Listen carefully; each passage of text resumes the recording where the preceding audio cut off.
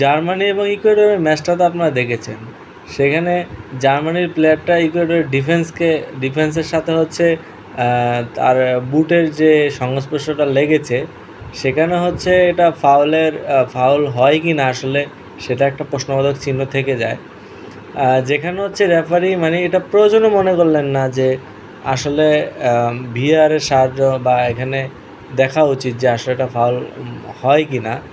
বিষয়টা কি মানে জার্মানি বললেই কি এরকম কিছু যে হচ্ছে গোলটা তারা মানে ওইখানে পেয়ে গেল। এখানে বলবো যে আসলে প্রিভিয়াস ম্যাচ যেটা আমরা দেখেছি হচ্ছে ব্রাজিল এবং স্কটল্যান্ডের, সেখানে হচ্ছে ভিনিসিয়াস জুনিয়র একটা মানে কি দারুণ একটা গোল তিনি করলেন। বাট ওইখানে মানে যেটা ফুটবল নিয়ে যারা বোঝেন বা হচ্ছে জিনিসটা গবেষণা করেন, তাদের সবারই মনে হবে যে আসলে ভিনিসিয়াসের ওইটা ফাউল আসলে হয়নি।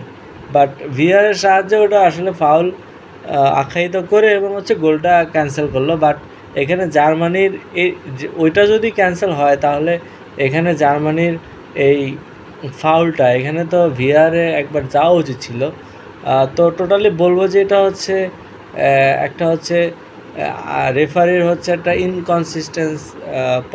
ইনকনসিস্টেন্স একটা বিহেভিয়ার এখানে, যার কারণে হচ্ছে জার্মানি ওই গোলটা পেয়েছে। কিন্তু দিন শেষে আসলে ইকুয়েডর ম্যাচটা জিতে নিয়েছে 2-1।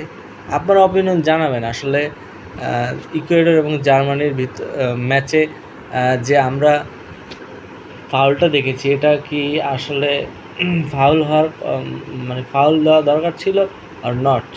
কমেন্টে জানাবেন।